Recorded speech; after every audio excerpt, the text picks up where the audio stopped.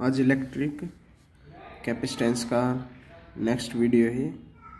वही topic effect of dielectric on capacitance. हमने इसके बारे में लास्ट किया था। Surface charge density, surface charge density क्या किया था? Surface charge density sigma. इसको आज और तरीके से प्रूफ करेंगे। एक और तरीके से प्रूफ करेंगे इसको। एक और मेथड है, देखो ये पॉजिटिव प्लेट,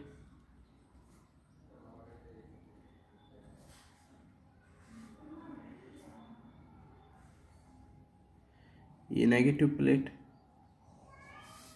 ठीक है। ये चार्ज इंड्यूस खाली रख ली हमने। क्या रख ली? बिल्कुल खाली। ये प्लस, ये माइनस, ठीक है। अब थोड़ी देर के बाद एम्प्टी, ये डाइलेक्ट्रिक स्लैब डालती इसके अंदर।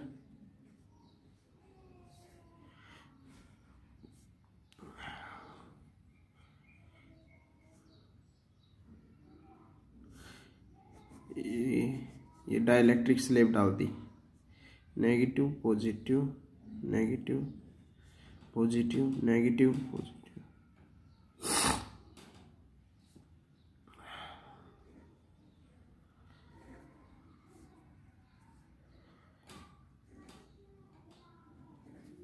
नेगेटिव पॉजिटिव ये क्या कर रहे हैं?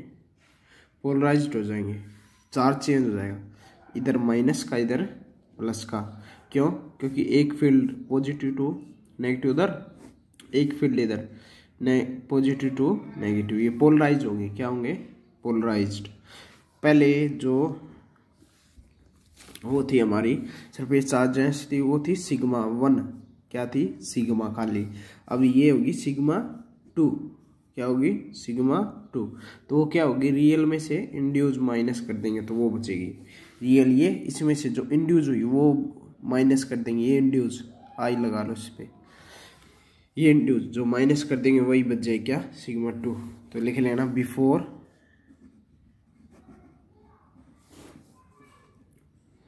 इंसलेशन। तो क्या था?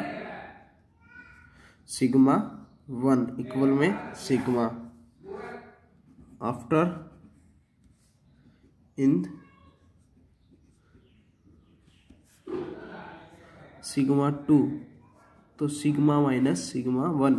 ये इफेक्ट दूसरा मेथड है इसका, मेथड नंबर 2। कोई भी एक कर लेना, जरूरी नहीं है, दोनों में से जो आसान लगे वो कर लेना। मेथड नंबर 2 प्रूफ करने का दूसरा मेथड ये हो गया।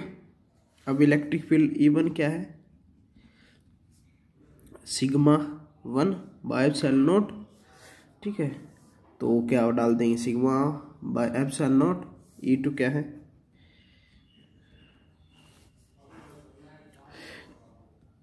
Sigma 2 by epsilon not. Sigma 2 क्या है? ये हो गया।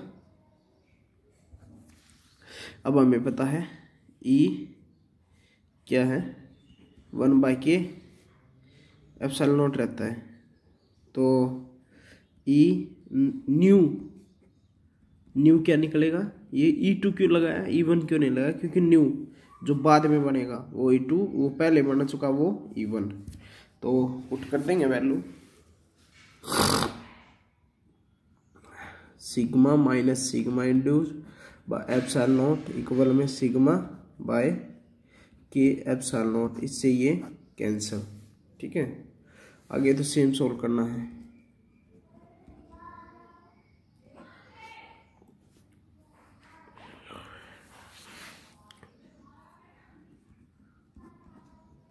अब ये माइनस में उस साइड जाके प्लस में, ये साइड, और ये सिग्मा के नहीं, सिग्मा माइनस सिग्मा बाय के।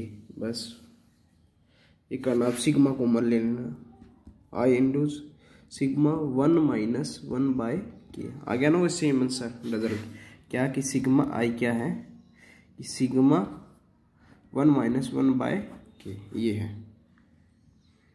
ये दूसरा मेथड था प्रूफ करने का। इसको ऐसे भी कर सकते हो और जो कल करवाया था वो भी कर सकते हो, जो सैटरडे करवाया था। अब थर्ड पॉइंट है। फर्स्ट पॉइंट था कैपेसिटेंस पे क्या प्रभाव पड़ेगा, सेकंड पॉइंट था सरफेस चार्ज पे।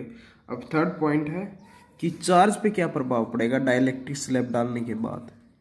ठीक है, चार्ज पे क्या इफेक्ट पड़ेगा डाइलेक्ट्रिक डालने के बाद। अब मान लो दो पार्ट में डिवाइड कर लेते हैं, विदाउट, ठीक है, डाइलेक्ट्रिक, विदाउट डाइलेक्ट्रिक और विद डाइलेक्ट्रिक।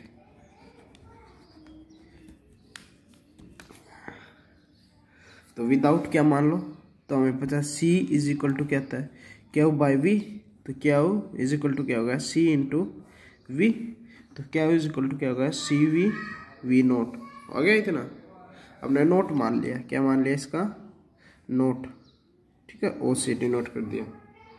इसको डी से विद डाइलेक्ट्रिक, इसको डी से मान लो, तो सेम प्रोसेस क्या हो is equal to C into V, तो क्या हो is equal to C D और वी डी।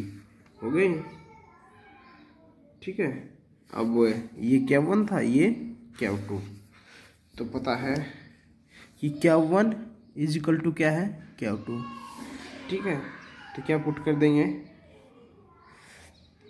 और अब इसकी जगह एक और चीज़ ले लेना कि E बाई क्या होता है V बाई डी, तो V बाई डी, इसको V की जगह क्या पुट कर सकते हैं E इंटू डी, तो पुट करना क्या one C note V note D, distance same रहेगा क्योंकि कोई फर्क नहीं पड़ेगा डिस्टेंस के ऊपर, तो वो चाहिए डाइलेक्ट्रिक में हो तो विदाउट डाइलेक्ट्रिक हो, तो ई लिखना इधर ई नोट इंटू डी, ठीक है। सेम ऐसे ही क्या to C D E D और डी। अब क्या वन इक्वल में क्या टेक पुट करना है क्या टू की चार्ज इक्वल है, तो C one E naught D C D E D और इंटू में डी, तो इससे ये कैंसिल, ठीक है।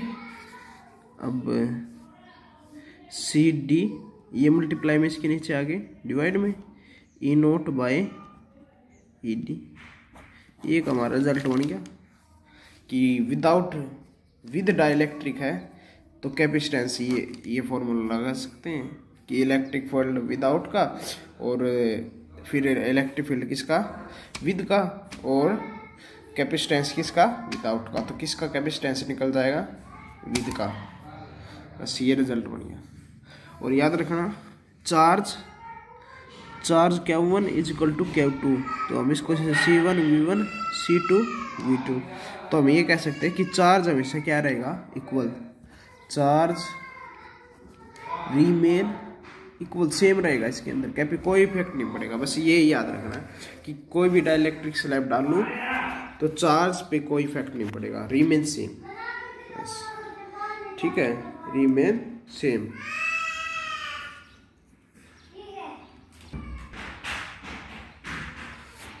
कि चार्ज के ऊपर कोई इफेक्ट नहीं पड़ेगा, सही कैपेसिटेंस, बस ये रिजल्ट याद रखना है कि कैपेसिटेंस विदाउट का विद का और निकालना जब यूज होगा ये, ठीक है। अब फोर्थ पॉइंट है हमारा इलेक्ट्रिक फील्ड। क्या इलेक्ट्रिक फील्ड के ऊपर क्या इफेक्ट पड़ेगा डाइलेक्ट्रिक स्लैब डालने के बाद, देखो ई हमें पता पहले से क्या है कि क्यों, क्योंकि ई का फॉर्मूला ही हमने पढ़ा था इलेक्ट्रिक फील्ड लाइंस में, ई एप्सिलॉन नॉट, ठीक है। फिर हमने वो क्या बना दिया था E is equal to E epsilon not K, constant है तो लगा सकते हैं, तो ये किसके है इनवर्सली। अगर जितनी भी डाइलेक्ट्रिक बढ़ती जाएंगे उतनी ही क्या डाइलेक्ट्रिक कांस्टेंट इंक्रीज होता जाएगा उतना इलेक्ट्रिक फील्ड क्या होता जाएगा, डिक्रीज। ठीक है, समझ गए। तो इसको हम ऐसे भी लिख सकते हैं E1 बाय E2, अपोजिट है तो इसलिए K2 बाय K1, ये लिख सकते हैं। ओके, तो इसलिए हम ये लिख देंगे कि electric field is decrease because dielectric constant value of K is increase. अगर डाइलेक्ट्रिक कांस्टेंट वैल्यू की वैल्यू इंक्रीज होगी तो इलेक्ट्रिक फील्ड क्या होगा, डिक्रीज होगा। In case of dielectric slab effect on capacitance, electric field decrease because dielectric constant value is increase. ठीक है, ये लिखना है। ये था फोर्थ पॉइंट। अब लास्ट पॉइंट करेंगे, फिफ्थ। ठीक है, कि ये इन्वर्सली लिख दिया है K2 by K1। If K की वैल्यू अगर इंक्रीज है तो इलेक्ट्रिक फील्ड डिक्रीज होगा, अगर K की वैल्यू डिक्रीज है तो K क्या है, डाइलेक्ट्रिक कांस्टेंट, अगर डाइलेक्ट्रिक बढ़ते जाएंगे तो इलेक्ट्रिक फील्ड घटता जाएगा। ये मीनिंग है इसका।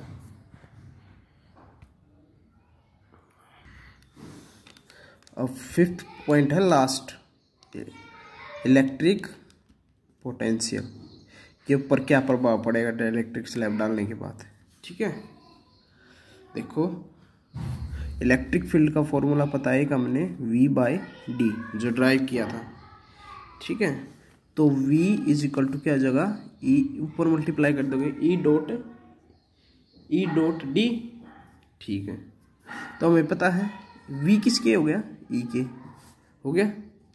अगर E डायरेक्टली 1/K है तो V डायरेक्टली 1/K है। मीनिंग आज समझ में, क्योंकि ये डायरेक्टली है तो ये इसके इन्वर्सली है तो V भी, क्योंकि डायरेक्ट का मीनिंग ये जिसके डायरेक्टली इन्वर्सली होगा वही इलेक्ट्रिक फील्ड, जिसके डायरेक्टली इन्वर्सली होगा वही पोटेंशियल उसके डायरेक्टली और इन्वर्सली रहेगा। तो इसलिए सेम लाइन लिखनी है कि if K dielectric constant value is increase, then electric potential on a system is decrease। If K की वैल्यू अगर इंक्रीज होगी तो वो सेम इलेक्ट्रिक फील्ड वाला, तो इलेक्ट्रिक पोटेंशियल की वैल्यू घटेगी। इफ K की value increase then electric potential of a system is decrease. 100% क्या होगी, डिक्रीज होगी।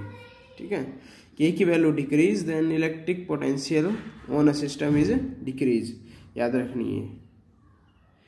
ठीक है, ये थे हमारे पास टॉपिक। अब इसकी इनकी सबकी समरी बना लेते हैं कि डाइलेक्ट्रिक इफेक्ट पे क्या क्या प्रभाव पड़ेगा। समरी लिख लेते हैं कि किसी भी सिस्टम के अंदर हम डाइलेक्ट्रिक स्लैब डालेंगे तो क्या इफेक्ट पड़ेगा। फर्स्ट क्या था हमारा, कैपेसिटेंस इंक्रीज होगा। क्यों, C2 is equal to K1। K क्या हो रहा है, मल्टीप्लाई हो रहा है उसके साथ। अगर किसी के साथ मल्टीप्लाई होगा तो उसकी वैल्यू पहले C1 थी, अब न्यू क्या है C2, तो कुछ ना कुछ इंक्रीज हो रही है ये तो। ठीक है, तो इसलिए capacitance is increase, K increase then capacitance increase. Second point.